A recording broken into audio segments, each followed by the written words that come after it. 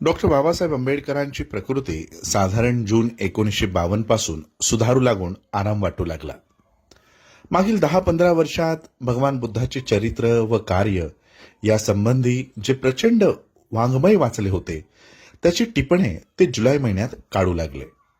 मधून मधून ते इतर ग्रंथ लिहिण्यासाठीही वाचन करून टिपणे तयार करून ठेवित असत. त्यांना निरनिराळ्या संस्थांकडून भाषणे करण्याची आमंत्रणे येत होती, पण प्रकृती अस्वस्थामुळे त्यांनी कोणालाच होकार दिला नाही.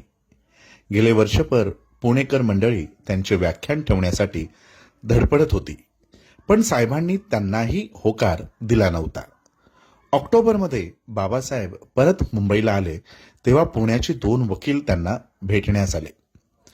पुण्यात एखाद्या चांगल्या विषयावर बाबासाहेबांनी भाषण करावे अशी पुन्हा त्यांनी बाबासाहेबांना नम्रपणे आग्रहाची विनंती केली. बाबासाहेबांनी त्यांच्या विनंतीला मान देऊन व्याख्यान देण्याचे कबूल केले. नंतर विषयासंबंधी पत्रव्यवहार झाला व विषय निवडण्यात आला.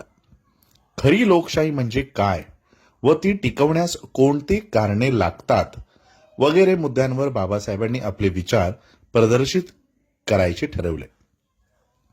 हे बाबासाहेबांचे विचार सर्व भारतीय जनतेला समजावेत अशी व्यवस्था आपण करणार आहोत असे भेटीला आलेल्या वकिलांनी सांगितले होते. म्हणून बाबासाहेबांनी त्याचा खुलासा विचारला तेव्हा त्यांचे भाषण छापून प्रसिद्ध करण्याचे त्यांनी बाबासाहेबांना कळवलं. ही योजना बाबासाहेबांना पसंत पडली व भाषणाची तारीख 22 डिसेंबर 1952 ठरविण्यात आली. बाबासाहेबांनी आपले भाषण डिसेंबरच्या पहिल्या आठवड्यात तयार केले. ते श्री नानकचंद रत्तू यांनी टाईप केले. ठरवल्यानुसार दिनांक 22 डिसेंबर 1952 सायंकाळी पुणा डिस्ट्रिक्ट लॉ लायब्ररीच्या हॉलमध्ये कार्यक्रम आयोजित करण्यात आला. प्रथम डिस्ट्रिक्ट लॉ लायब्ररीतर्फे पुण्यातील सुप्रसिद्ध वकील कैलासवासी LR उर्फ तात्यासाहेब गोखले यांच्या तैलचित्राचे अनावरण डॉक्टर आंबेडकर यांच्या हस्ते झाले. तसेच श्री A.B. सेठना व हरी विठ्ठल तुळपुळे यांनी लायब्ररीस दिलेल्या पुस्तक संग्रहाचे उद्घाटनही डॉक्टर आंबेडकरांच्या हस्ते झाले. या समारंभास न्यायाधीश, मॅजिस्ट्रेट, वकील व बाहेरची मंडळी उपस्थित होती. प्रेक्षकांनी हॉल खच्चून भरला होता. हॉलच्या बाहेर कितीतरी श्रोते उभे होते. अध्यक्षस्थानी सेशन जज श्री P.C. भट हे होते. अध्यक्षांच्या भाषणानंतर श्री सेठना व तुळपुळे या सेवानिवृत्त वकिलांचा डॉक्टर बाबासाहेब आंबेडकरांनी पुष्पहार घालून सत्कार केला. नंतर ज्युडिशियल क्लास असोसिएशनतर्फे डॉक्टर आंबेडकरांना हार घालण्यात आला. बाबासाहेब आंबेडकरांचे ते भाषण 5 ते 7 वाजताच्या दरम्यान झाले. ते आपल्या भाषणात म्हणाले, आजच्या या संध्याकाळी मी आपल्या समोर ज्या विषयावर बोलणार आहे तो विषय माझ्या शब्दात सांगायचा म्हणजे लोकशाहीच्या यशस्वी कामकाजाच्या पूर्वावर्ती शर्ती असा असेल. कोणत्याही प्रकारचा अडथळा नसताना लोकशाही शासन व्यवस्था कार्यरत व्हावी यासाठी ज्यांचे अस्तित्व आवश्यक आहे अशा पूर्वावर्ती शर्ती कोणत्या आहेत याच विषयावर काही विचार मांडण्याचा माझा मानस आहे.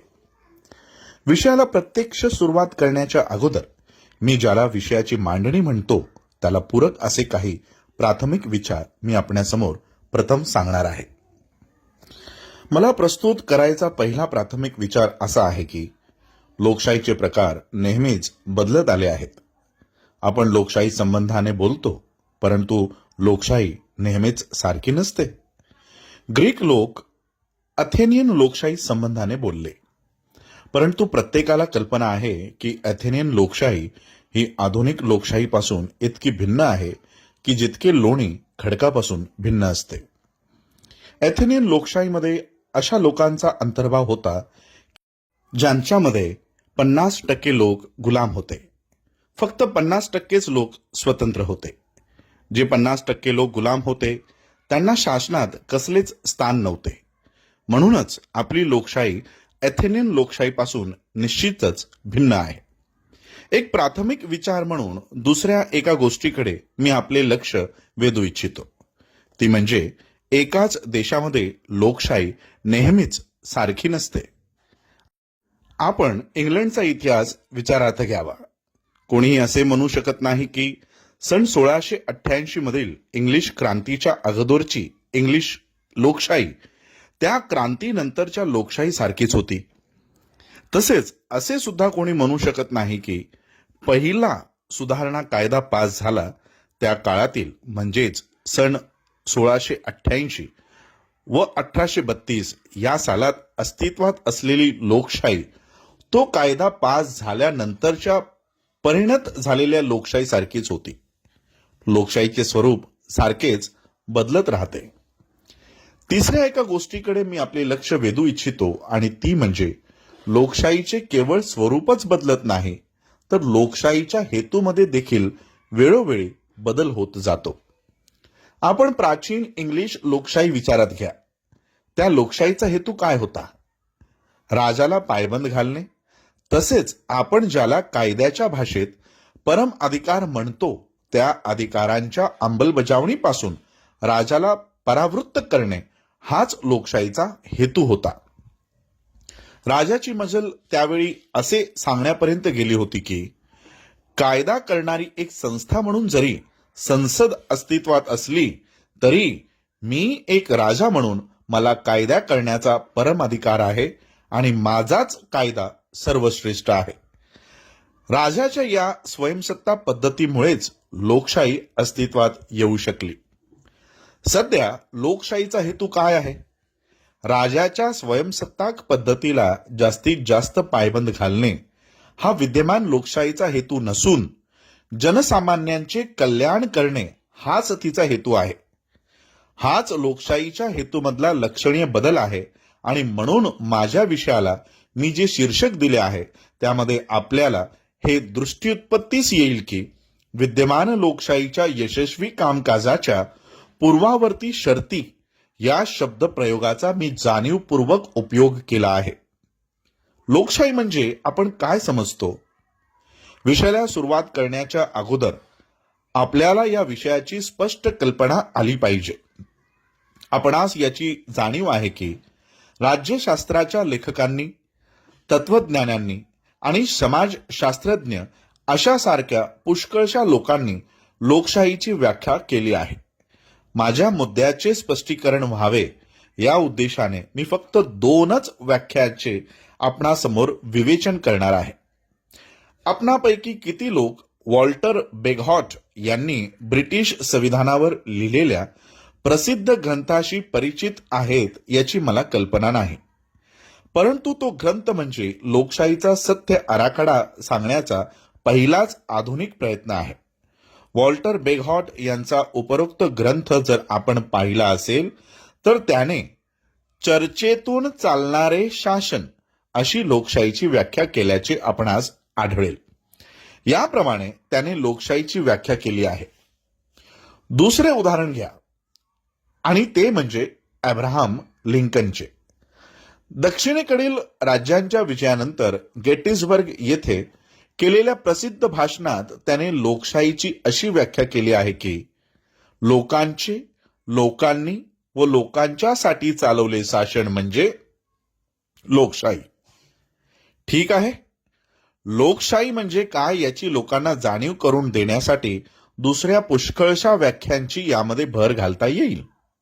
मी स्वतः व्यक्तिगत लोकशाहीची एका वेगळ्या मार्गाने व्याख्या करतो आणि मला असे वाटते की ती पुष्कळशी सत्य आहे.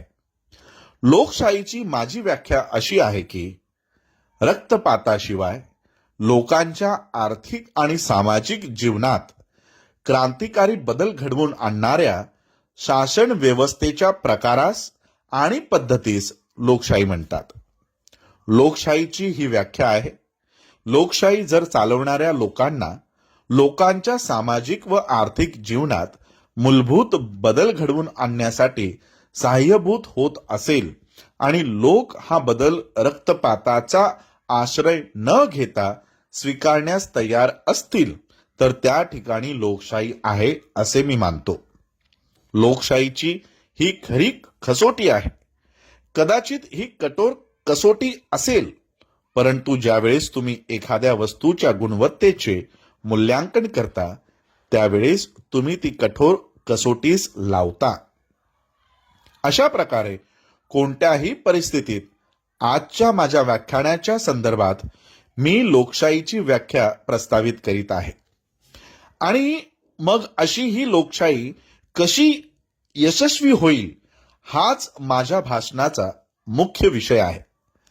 दुर्दैवाने ज्यांनी लोकशाही या विषयासंबंधी लिहिले आहे त्यांनी या विषयावर कोणतेही आग्रही मते मांडलेली नाहीत.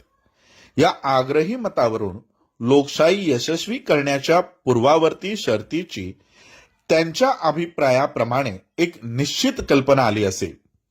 यासाठी एखाद्याला इतिहास वाचावा लागेल आणि इतिहासाच्या या वाचनाचा परिणाम म्हणून जगातील वेगवेगळ्या भागात ज्या ठिकाणी लोकशाही राबवली जात आहे त्या ठिकाणच्या लोकशाही जीवनाच्या बिघाडाचा शोध घ्यावा लागेल. माझ्या मताप्रमाणे लोकशाहीच्या यशस्वी कामकाजाची पहिली शर्त म्हणजे समाजामध्ये भयानक विषमता असता कामा नये. पिळलेला वर्ग असता कामा नये, दडपलेला वर्ग असता कामा नये. ज्याला सर्व विशेष अधिकार आहेत व जो केवळ ओझ्याचा बैल आहे असे समाजामध्ये वर्ग असता कामा नयेत. समाजाच्या या व्यवस्थेत, पद्धतीत व विभाजनात रक्तरंजित क्रांतीची बीजे असतात आणि कदाचित हे दुखणे नाहीसे करणे लोकशाहीला अशक्य होईल. गेटिसबर्ग येथील पूर्वी उल्लेखलेल्या भाषणात लिंकनने असे म्हटले होते की ढासळलेले घर उभे राहणे शक्य नाही. याचा नेमका अर्थ लोकांना समजलेला नाही. दक्षिणेकडील व उत्तरेकडील राज्यांच्या संघर्षाच्या संदर्भात खचितच त्याने हे उद्गार काढलेले आहेत. तो म्हणाला, दक्षिणेकडील राज्यातील तुम्ही आणि उत्तरेच्या राज्यातील आम्ही जर विभागलेले असू तर परकीय आक्रमणाच्या वेळेस आपणास संघटितपणे उभा राहता येणार नाही. ढासळलेले घर उभे राहू शकत नाही. हे उद्गार त्याने ज्यावेळेस काढले त्यावेळेस त्याला अगोदर सांगितलेल्या अर्थानेच हे सांगायचे होते, परंतु मला असे वाटते की त्याची संज्ञा किंवा त्याचे वाक्य यापेक्षा जास्त खोलवर अर्थगर्भित आहे आणि त्याचा अर्थ माझ्या समजुतीप्रमाणे असा आहे की वर्गावर्गात खोलवर रुजलेली फाटाफूट हाच लोकशाहीच्या यशातील सर्वात मोठा अडथळा आहे. कारण लोकशाहीत नेमके काय घडते? लोकशाहीत दबलेल्यांना, पिळलेल्यांना व मानवी हक्कांपासून वंचित केलेल्यांना व जे ओझ्याचे बैल आहेत अशा सर्वांना विशेष अधिकारी लोकांच्या सारखाच मतदानाचा अधिकार असतो. विशेष अधिकारी लोक ज्यांना विशेष अधिकार नसतात अशा लोकांपेक्षा संख्येने कमी असतात. लोकशाहीत बहुसंख्याकांचा कायदा हाच निर्णायक मानला जात असल्यामुळे अल्पसंख्याक विशेष अधिकारी लोकांना जर त्यांच्या खास हक्कांचा स्वेच्छेने व राजीखुशीने त्याग केला नाही तर विशेष अधिकारी लोक व सर्वसामान्य जनता यांच्यात निर्माण होणाऱ्या दरीने लोकशाही नाश होईल व यातून काहीतरी फारच वेगळे निर्माण होईल. जर तुम्ही जगातील वेगवेगळ्या भागातील लोकशाहीच्या इतिहासाची तपासणी केलीत तर तुम्हाला असे आढळून येईल की सामाजिक विषमता हे लोकशाहीच्या नाशाला कारणीभूत होणाऱ्या कारणांपैकी एक आहे. याबद्दल माझ्या मनात कोणताही संदेह नाही.